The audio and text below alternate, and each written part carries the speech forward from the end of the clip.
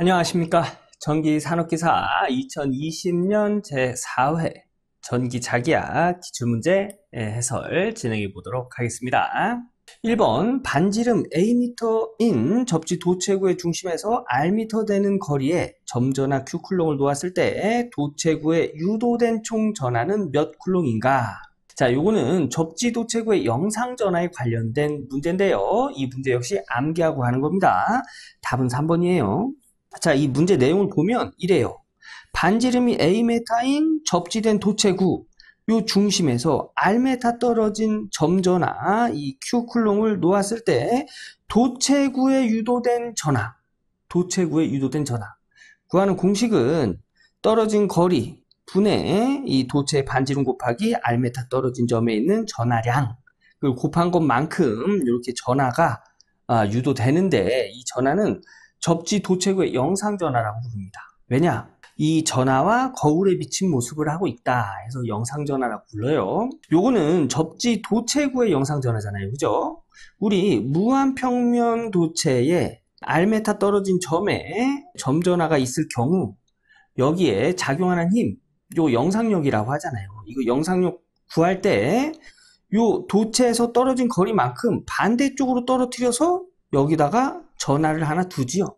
이 전하는 이 전하와 크기는 같고 부호가 반대인 전하를 여기다 둡니다. 이걸 뭐라고 그래요? 영상전하라고 하죠. 이것 또한 거울에 비친 모습을 이 전하에 거울에 비친 모습을 하고 있다 해서 영상전하라고 부르죠. 이것도 마찬가지입니다. 요거는 다만 접지된 도체구, 접지 도체구의 영상전하를 의미해요. 요거 공식 암기하고 가는 겁니다. 공식 암기하고 가는 거예요. 그래서 이 도체구의 유도된 총 전하는 이렇게 해서 구한다는 거. 그래서 답은 3번이 되겠습니다. 암기하고 다음 문제 넘어갈게요. 2번 비유전율이 2.4인 유전체 내에 전개의 세기가 100 mV/m이다. 유전체에 추적되는 단위 최적당 정전 에너지는 몇 줄/m 세제곱인가? 자, 단위 최적당 정전 에너지 구하라는 문제입니다.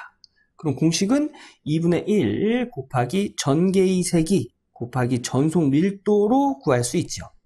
그런데 전속 밀도는 문제에서 주지 않았어요. 그러면 전속 밀도를 전개의 세기로 적용해서 구해야 되겠죠.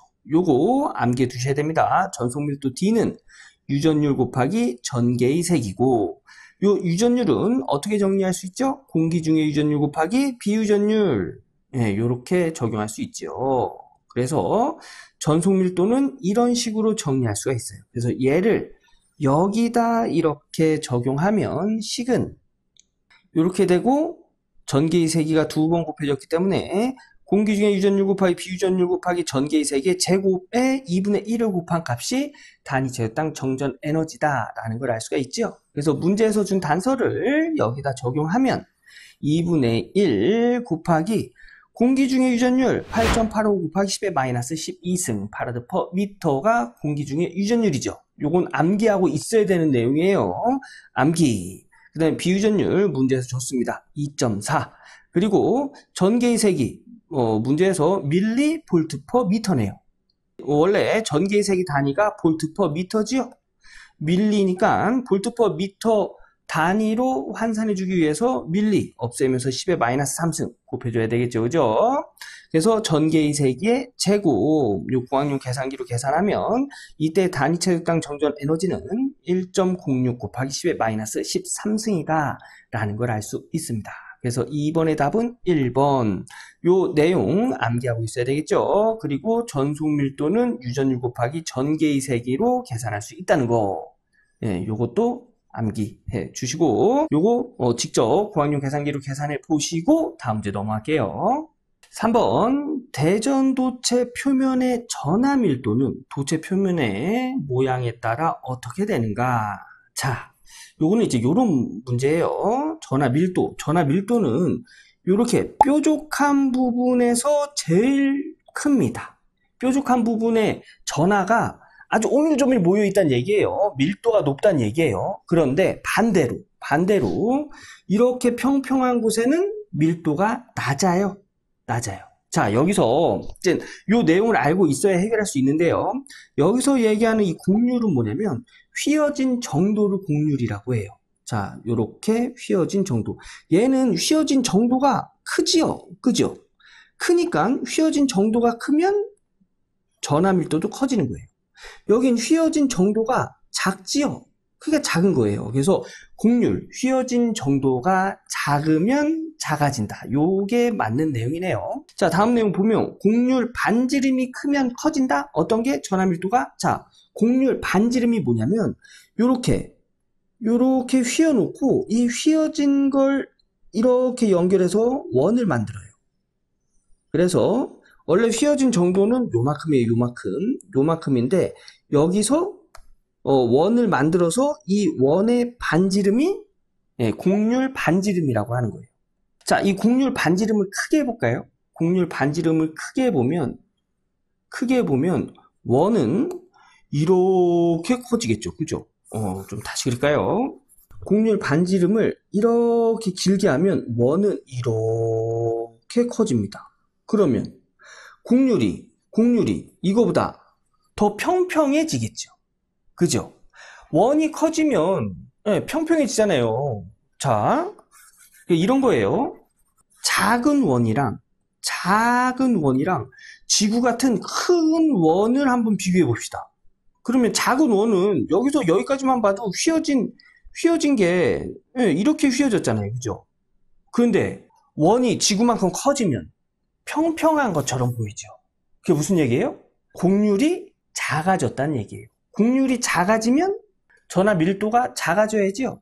그래서 이 곡률 반지름이 크다는 얘기는 원이 커졌다는 얘기예요. 원이 커지면 곡률이 작아지고 곡률이 작아지면 전하 밀도도 작아져야죠. 근데 이게 커진다라고 했잖아요. 그래서 얘 답이 될 수가 없고요.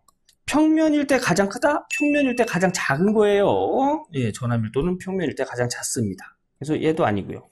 곡률 반지름이 작으면 원도 작아지고 원이 작아지면 곡률이 커지겠죠. 그죠? 그래서 전하 밀도도 커지겠죠. 여긴 작다 했기 때문에 4번도 틀린 설명이 되겠습니다. 답은 1번 암기하고 다음 문제 넘어갈게요. 4번 환상 솔레노이드 내에 철심 내부의 자기의 세기는 몇 암페어 턴퍼 미터인가? 단 N은 코일의 권수, R은 환상 철심의 평균 반지름, I는 코일에 흐르는 전류다. 이런 거예요. 환상 솔레노이드니까 이렇게 동그란 철심에 이렇게 권수를 이렇게 코일을 이렇게 감아놓은 거, 요걸 이제 환상 솔레노이드라고 하죠. 요 환상 솔레노이드에 여기서의 철심 내부의 자기의 세기, 요 내부의 자기의 세기는 어떻게 구하냐면 이렇게 구합니다. 자기의 세기. 요건 뭐예요?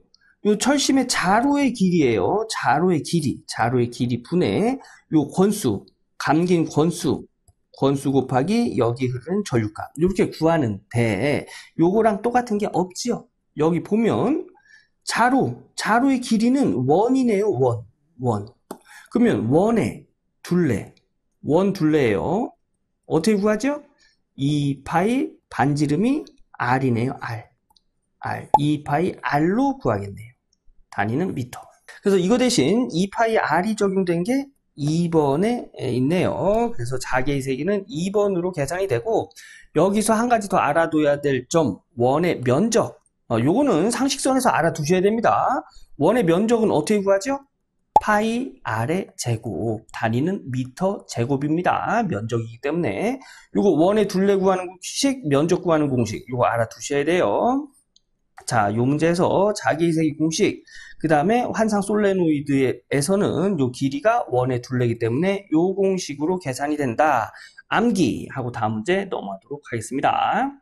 5번 투자율이 다른 두 자성체의 경계면에서 굴절각과 입사각의 관계가 옳은 것은, 자, 이것도 암기하고 가는 문제인데요. 답은 4번이 되겠습니다. 요거는 서로 다른 두 자성체의 경계면의 조건, 굴절 법칙, 요런 내용의 공식이죠. 그죠? 경계 조건. 요거 암기하고 있어야 됩니다. 요게 요런 내용이에요. 서로 다른 자성체, 물체죠. 그러면 투자율이 서로 달라요. 그죠? 여기는 뭐 공기라고 하고 여기는 뭐 철이라고 할까요? 철. 이러면 서로 투자율이 다를 거예요. 그죠? 이때 이렇게 자개가 이렇게 진행했을 때 이렇게 꺾어진다. 굴절된다. 그래서 여기서의 관련된 공식이 이렇게 나오는 거예요. 얘가 자개의 색이 1번, 요 굴절돼서 나온 게 자개의 색이 2번이라고 하고, 여기가 세타 1, 여기가 세타 2라고 할 때, 요걸 직각삼각형으로 요렇게 이제 그려놓고, H1에 사인은 뭐예요? 빗변분의 높이죠? 여기를 세타로 두면 여기 빗변분의 높이가 되는 거예요. 요 크기와 요 빗변분의 높이, H2와 요 크기는 서로 같다. 이게 자개의 접선 성분은 서로 같다. 요 성분이에요, 요 성분은 서로 같다. 이걸 나타내는 거고, 이게 만약에 자속 밀도라고 했을 땐, 밀도라고 했을 땐, B1 자속 밀도 곱하기 코사인은 뭐예요? 빗변분의 밑변이지요? 요렇게 곱한 값과 여기서 꺾어져서 굴절돼서 나가는 요 자속 밀도에서 요 크기와 코사인 세타, 빗변분의 밑변한 크기는 서로 같다. 자, 요거는 자속 밀도의 법선 성분은 같다. 법선 뭐예요? 요 경계면에서 수직으로 들어가는 요 성분은 서로 같다. 예, 이런 뜻입니다. 예, 이런 뜻. 그리고 U2, 요게 이제 자성체 투자율이죠? 투자율 곱하기 여기서의 탄젠트, 밑변분의 높이가 되겠습니다. 예, 요 탄젠트. 요 크기와 탄젠트 세타, 요 크기와 여기 뮤1, 1번 자성체의 투자율 곱하기 2번, 요 밑변분의 높이 한 값, 요 값은 서로 같다. 이런 내용입니다. 요거는 그냥 공식 암기하고 가는 거예요. 공식입니다. 자, 그래서 여기서 이제 공식을 찾아라 하는 건데 똑같은 게 없지요. 그런데 보니까 투자율이 나왔네요. 그럼 투자율 관련된 공식은 요 공식이에요. 요 공식에서 얘를 이쪽으로 넘겨서 나눠주고 얘를 이쪽으로 넘겨서 나눠주면 요 곱해져 있는 상태니까 넘어가면 나눠주는 거죠. 그죠? 여기도 탄젠트 2가 곱해져 있는 상태니까 넘어가면 나눠주는 거예요. 요렇게 정리가 됩니다. 그래서 요거랑 똑같은 게 4번. 네, 4번이 되는 거고 요 내용이 이해가 안 된다 하면 어떻게 해요? 암기. 서로 다른 자성체의 경계 조건에서의 공식은 이 공식이고 자개는 접선 성분이 같고 접선은 수평 성분을 의미하는 거예요. 자속 밀도는 법선 성분이 같고 법선은 수직 성분을 이야기하는 겁니다. 그리고 요 공식은 요렇게도 변화할 수 있다. 암기. 자, 요거는 서로 다른 자성체의 경계 조건이잖아요. 그죠? 요거랑 똑같은 공식이 또 뭐 있죠? 서로 다른 유전체의 경계 조건. 예, 똑같아요.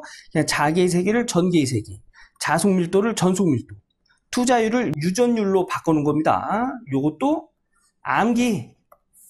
내용도 똑같습니다. 예, 똑같아요. 전개는 접선, 수평 성분이 같고, 그 다음에 전속 밀도는 법선, 수직 성분이 같다. 요거까지 똑같아요. 예, 요거 두 개 다 암기하고 넘어가야 되겠죠? 암기하고 다음 문제 넘어가도록 하겠습니다. 6번 비유전율 입실은 R이 5인 유전체의 분극률은 몇 파라드 퍼 미터인가? 자, 분극률. 그럼 분극률 구하는 공식 알고 있어야 되겠죠? 분극률은 공기 중의 유전율 곱하기 비유전율 마이너스 1로 분극률을 구하고 여기다가 전개의 색이 2만 곱해주면 이 공식 뭐가 되죠? 요 공식은 분극의 세기가 되죠. 이 곱해주면 분극의 색이 되는 거예요. 이것도 암기 두셔야 됩니다. 자, 문제에서 물어보는 건 분극률이니까 여기다가 문제에서 주는 단서들을 적용해 보면 요 공기 중의 유전율이네요. 공기 중의 유전율은 8.85 곱하기 10의 마이너스 12승 적용해 줘야 되고요.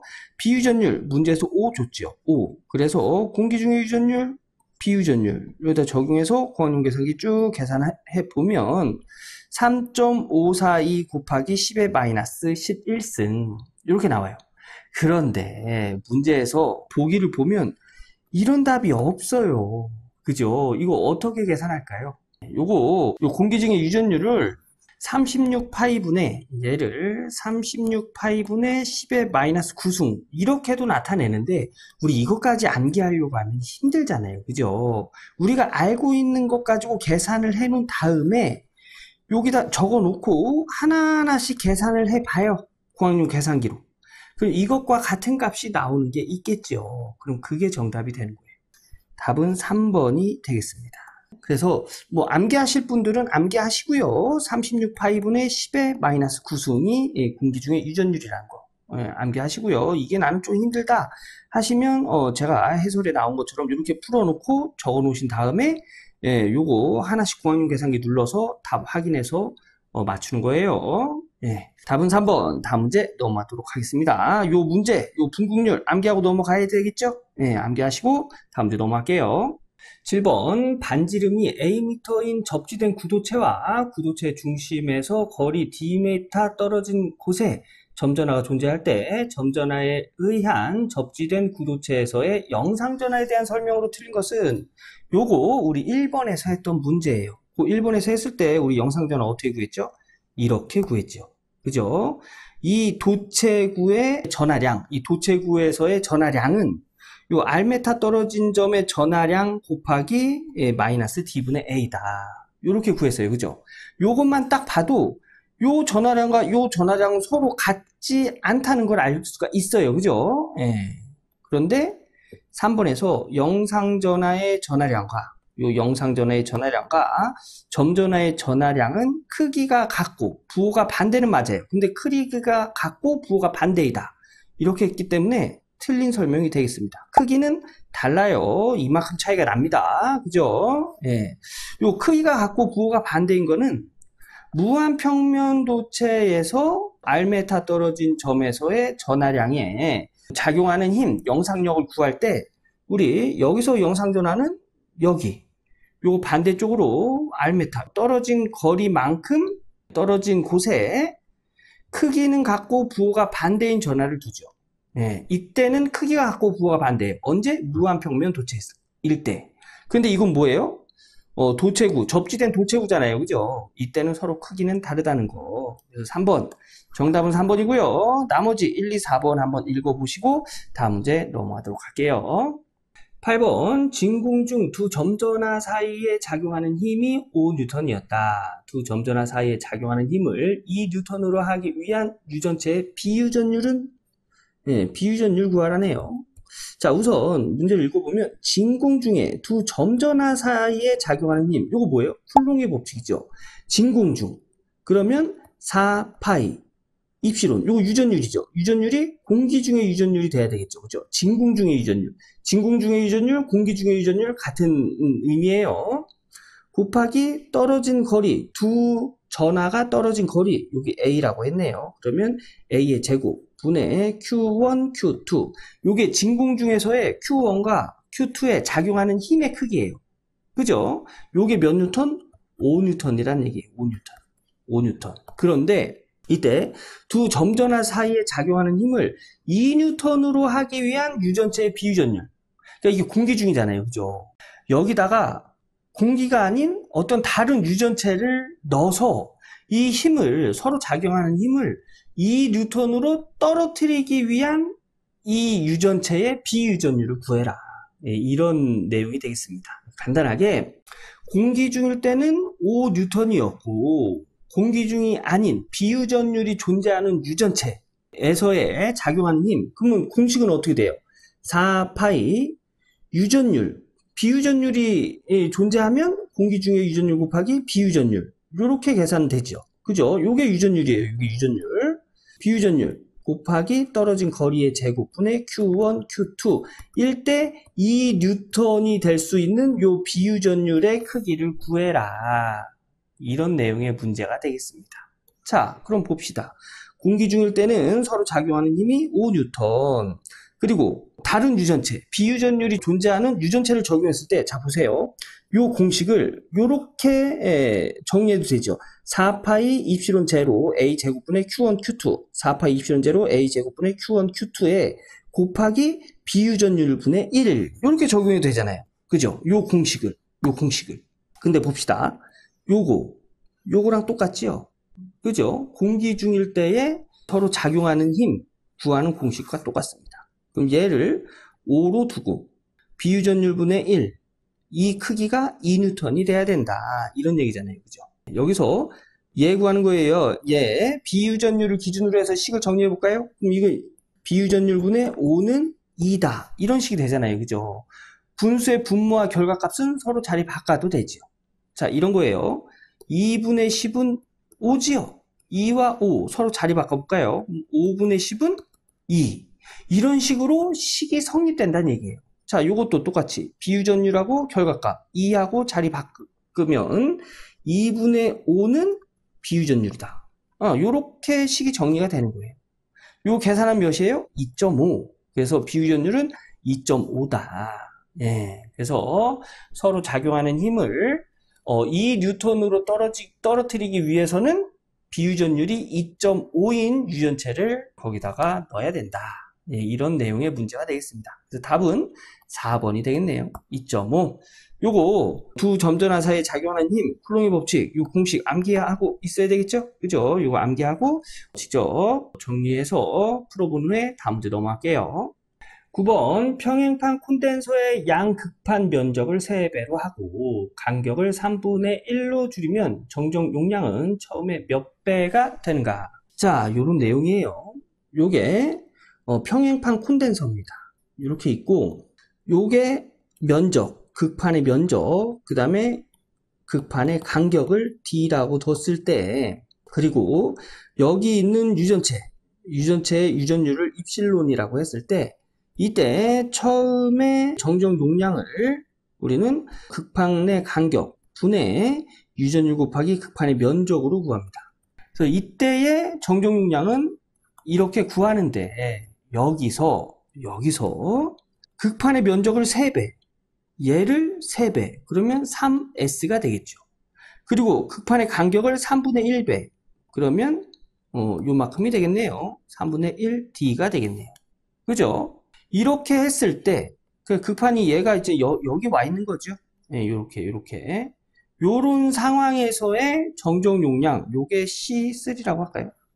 C3는 이것의 몇 배가 되느냐 이제 이걸 물어보는 거예요. 자, 그러면 S에다가 3S 적용하고요. 여기 S에다가 3S 그러면 3 유전율 곱하기 S가 되겠죠. 그 다음에 요 D에다가 3분의 D 3분의 1D는 3분의 D니까 3분의 D 적용하면 요거 정리해 볼까요? 그럼 요거 3분의 D 분의 1분의 3 유전율 곱하기 면적이죠. 가까운 거 곱해서 분모, 먼 거 곱해서 분자. 그럼 3 곱하기 3 유전율 곱하기 면적. 3, 3은 9가 되겠네요. 그죠? 그래서 9 극판의 간격분의 유전율분의 면적. 요거 뭐예요? 요거 얘랑 똑같죠. 얘 뭐예요? 처음에 정정 용량이 되겠습니다. 예, 극판의 면적과 그 간격을 변경하기 전에 정정 용량이 되겠죠. 그러면 이 정정 용량의 9배가 된다. 예, 극판을 3배로 넓히고 간격을 3배로 줄이니까 처음에 정정 용량보다 9배가 더 커졌다. 예, 요런 내용이 되겠습니다. 답은 4번이 되겠네요. 예, 요거 콘덴서, 평행판 콘덴서의 정정 용량 구하는 공식 암기해야 되겠죠. 요 암기하고 직접 정리해 보신 후에 다음 문제 넘어갈게요.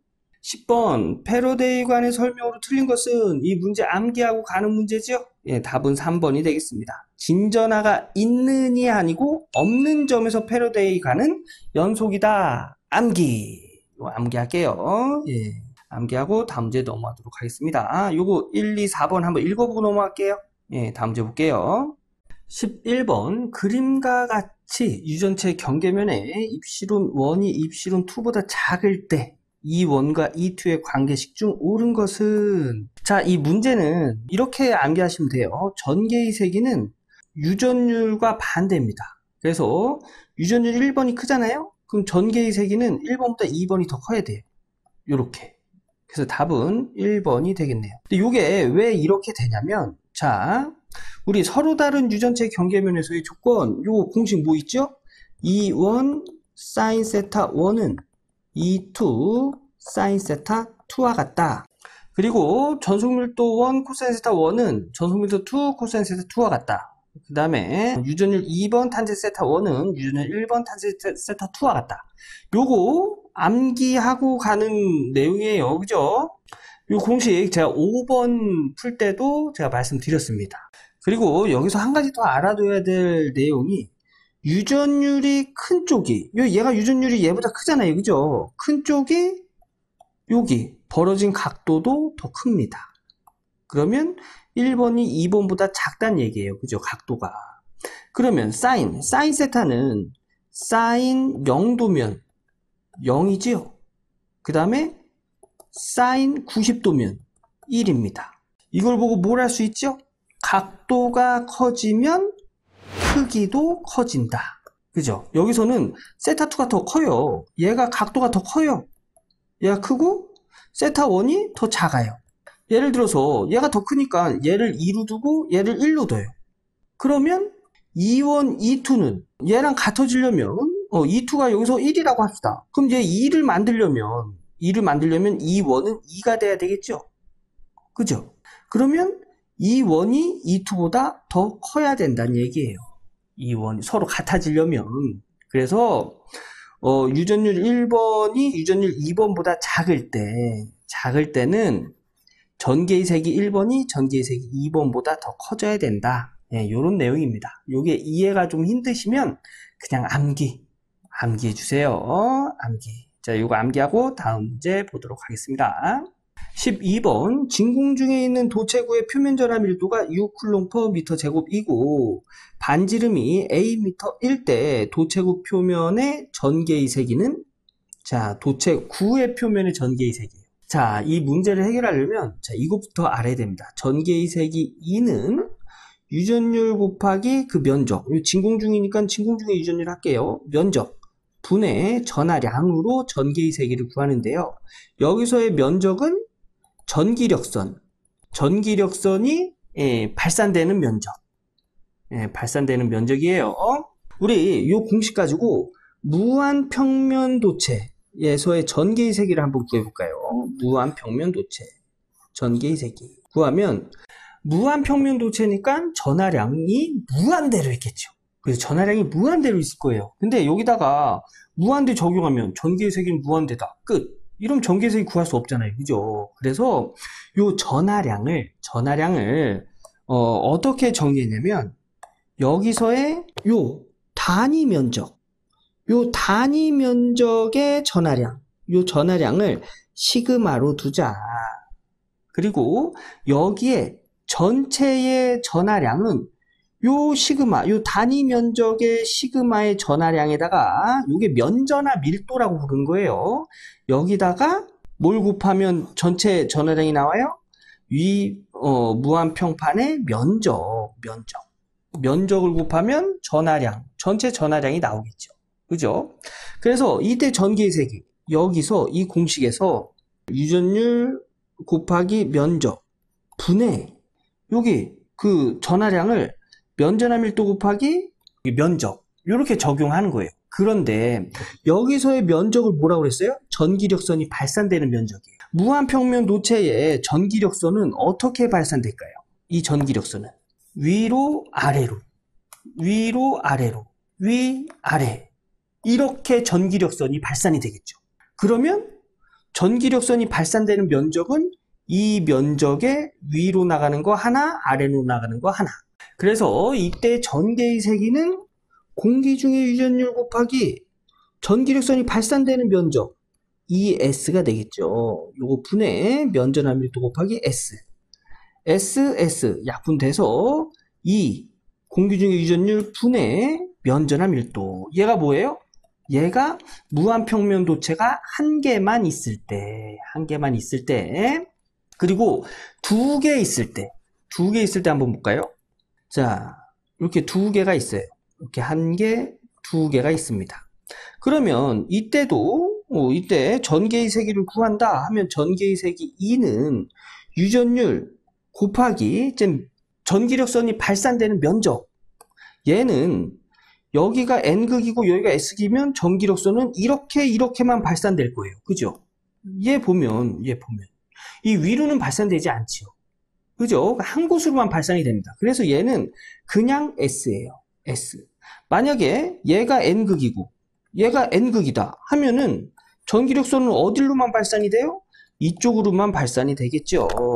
이쪽으로만 이렇게 발산이 되겠죠. 그래서 한 곳으로만 발산이 돼요. 그래서 면적 그냥 S고 이거 분해 전하량은 면전화 밀도 곱하기 면적이라고 했어요. 그래서 얘랑 약분하면 이때 전기의 세기는 공기 중의 유전율분의 면전화 밀도다.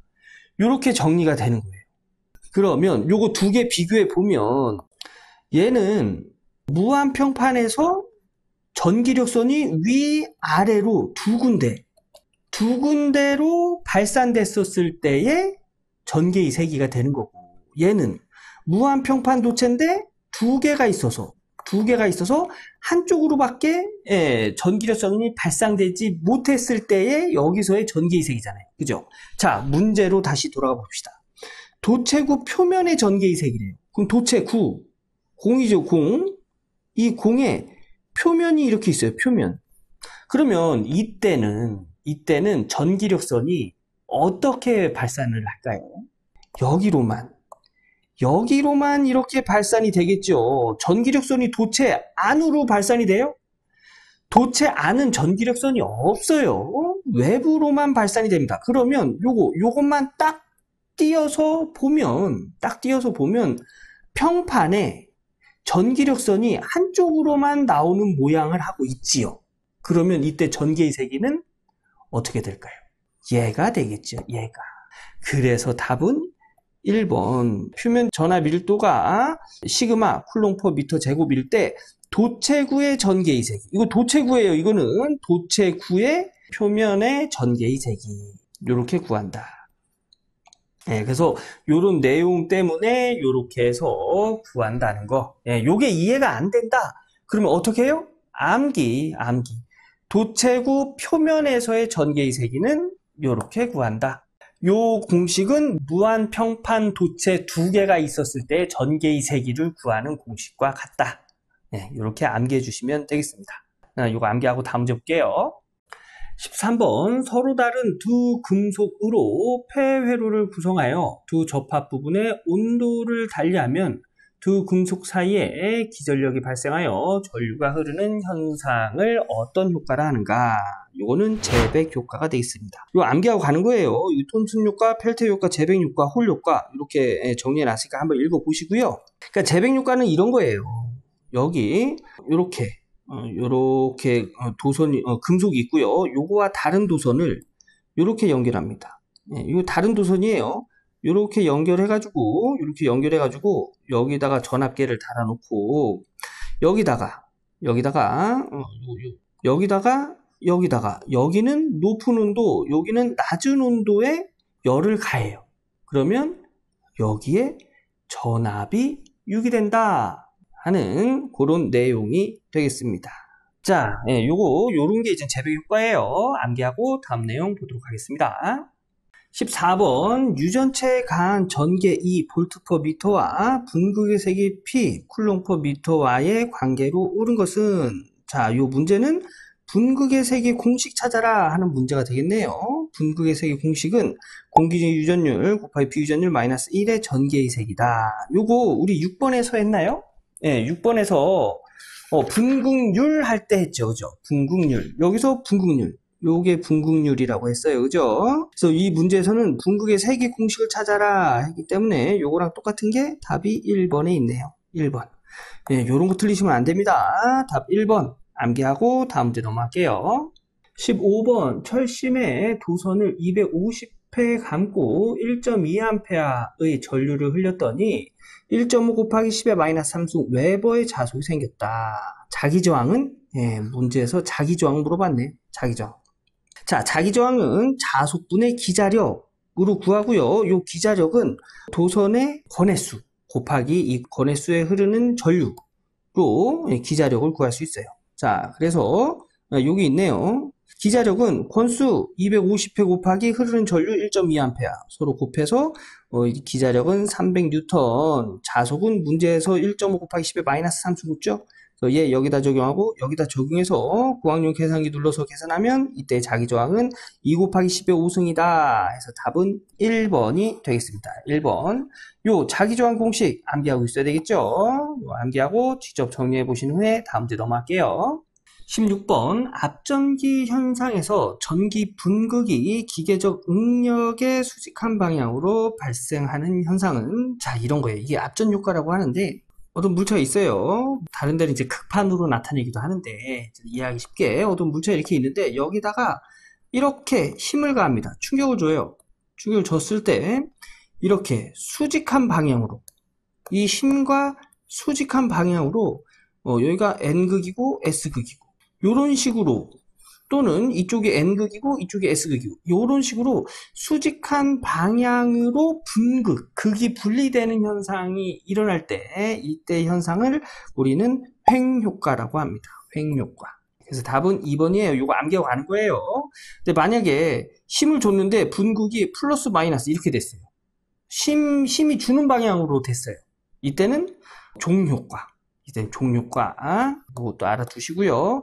요거 암기하고 하는 문제죠. 예, 암기하고 다음 문제 넘어갈게요. 17번 감자율이 0인 자성체로 가장 알맞은 것은 감자율, 자속을 감소시킨 비율. 그러니까 이런 거예요. 여기 N극과 S극이 있으면 자속이 N극에서 S극으로 이렇게 가지요. 그런데 요 내부에서도 N극에서 S극으로 가야 되잖아요. 그죠? N극에서 S극으로 갑니다. 근데 외부에서 작용하는 자속과 반대지요. 이래서 자속이 감소가 돼요. 이것 때문에. 그래서 이것이 자속을 감소시키는 비율이 얼마나 되냐 하는 걸 감자율이라고 합니다. 뭐 이런 건데 우선 이것도 역시 암기예요.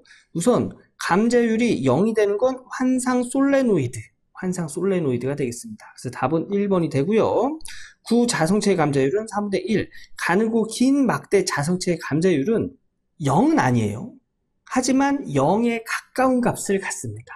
0과 비슷한 값을 가져요. 예. 그리고 굵고 짧은 막대 자성체는 100%란 얘기죠. 그래서 답은 1번 0인 자성체를 찾아야 되니까 1번 환상 솔레노이드가 되겠습니다. 다음 문제 볼게요. 18번 그림과 같은 동축 원통의 왕복 전류 회로가 있다. 도체 단면에 고르게 퍼진 일정 크기의 전류가 내부 도체로 흘러 들어가고 외부 도체로 흘러 나올 때 전류에 의해 생기는 자개에 대하여 틀린 것은 자, 요런 동축 원통 케이블에서 이제 자개가 발생되는 것을 설명한 것 중 틀린 걸 찾아라 이런 문제인데 요거 암기하고 가는 문제예요. 답은 3번이 되겠습니다. 요때는 이제 자개의 세기를 네 군데로 나눠서 구해요. 첫째, 요 가운데. 둘째, 여기 유전체가 있는 부분. 셋째, 외부 도체. 넷째, 그 외부의 자개의 세기. 자, 처음에는 요 도체 내부잖아요. 그죠? 내부의 자개의 세기 공식은 이렇게 구합니다. 그래서 요 내부에서의 자개의 세기는 요 중심에서 떨어진 거리 R이에요. R. 내부에서 떨어진 거리예요. A보다 작지요. 그죠? 그래서 이때는 거리 R에 비례합니다. 요 R에 비례를 하고 떨어진 거리에 비례를 하고 그 다음에 A보다 크고 B보다 작을 때 떨어진 거리가 한 이쪽쯤 되겠네요. 그죠? 요때는 R의 반비례예요. 예, 요곳에 이제 흐르는 전류니까 R의 반비례하고 그 다음에 외부 도체 BC와 사이 여기는 이런 식으로 구해집니다. 여기도 R의 반비례 그리고 외부에는 자기의 세기가 0이에요. 왜냐? 얘가 이제 여기서 내부 도체 전류 방향 이쪽으로 나가는 게 플러스고 이쪽으로 들어가는 게 얘는 들어가는 거잖아요. 그죠? 이렇게 이제 동축 케이블이 있으면 얘는 들어가는 거잖아요. 이것 때문에 외부에서는 자개가 이 안에서 서로 상쇄되기 때문에 외부에서의 자개의 세기는 0으로 보는 거예요. 예. 그런데 3번은 뭐라고 그랬냐면 외부 도체 내 여기죠. 여기 B랑 C 사이 여기에서 생기는 자개의 세기의 크기는 중심으로부터 거리에 관계없이 일정하다? 일정하지 않지요. 그죠? 여기 R 여기 있잖아요. R. 중심으로부터 거리 R에 반비례합니다. 반비례. 그래서 여기를 제외한 나머지는 여기와 여기는 다 반비례한다는 거. 여기는 비례예요. 여긴 비례, 반비례, 여기는 자기 세기가 0이다. 요 내용 암기해 주세요. 자, 요거 1번, 2번, 4번 한번 읽어보시고요. 다음 문제 보도록 하겠습니다. 19번 내압과 용량이 각각 200V 5마이크로파라드, 300V 4마이크로파라드, 400V 3마이크로파라드, 500V 3마이크로파라드인 4개의 콘덴서를 직렬로 연결하고 양단에 직류 전압을 가하여 전압을 서서히 상승시키면 최초로 파괴하는 콘덴서는 단 콘덴서의 재질이나 형태는 동일하다. 자, 이런 거예요. 이 콘덴서를 1번이라고 두고요. 얘를 2번, 얘를 3번, 얘를 4번이라고 뒀을 때 이 콘덴서 4개를 직렬로 연결한답니다.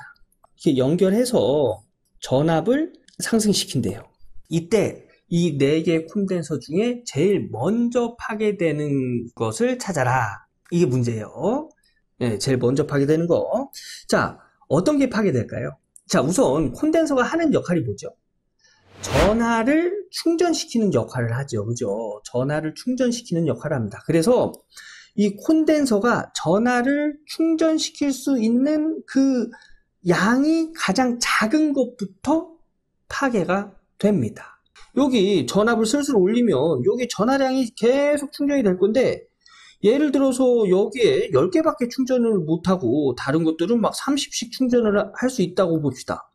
그럼 얘는 10개가 넘어가면, 충전되는 양의 전하량이 10개가 넘어가면 얘는 파괴가 되는 거예요. 나머지 것들은 더 담을 수가 있지요. 그죠? 그래서 담을 수 있는 전하량이 제일 작은 것부터 파괴되는 거예요. 그래서 전하량 구하는 공식이 Q는 CV로 계산이 됩니다. 그래서 요거 1번 콘덴서의 전하량을 구하면 C, 전압과 여기 정정 용량 CV 요거 하면은 얘는 1000 마이크로 쿨롱까지 전하량을 충전시킬 수 있다는 얘기예요. 2번은 1200, 3번도 1200, 4번은 1500. 그러면 제일 작은 거 뭐예요? 1번이 되겠네요. 1번. 200에 5 마이크로파라드. 답은 1번. 이것이 제일 먼저 파괴된다. 네. 자, 요런 비슷한 문제들 많으니까 요거 본인 스스로 한번 정리해 보셔야 됩니다. 자, 다음 문제 보겠습니다. 20번 0.2 웨버/미터 제곱의 평등 자개 속에 자개가 직각 방향으로 놓인 길이 30cm의 도선을 자개와 30도의 방향으로 30m/s의 속도로 이동시킬 때 도체 양단에 유기되는 기절력은? 자, 요런 내용이에요. 평등 자개. 이렇게 자개가 이렇게 존재하는 공간에, 자개가 존재하는 공간에 여기에 직각 방향으로, 요거와 직각 방향으로 요렇게 길이가 30cm의 도선이 있대요. 이때 자개와 30도 방향으로, 자개와 30도면은 한 요 정도 되겠네요. 요 정도 방향으로 30도, 30도보다 조금 큰 것 같은데, 아무튼 요 정도 방향으로 30m/s 속도로 이동시킬 때 얘를 이동시킨답니다. 어떻게?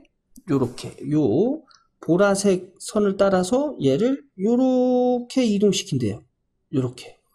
요렇게 이동시킨답니다. 이때 기전력 구하는 공식은 요렇게 구할 수 있죠.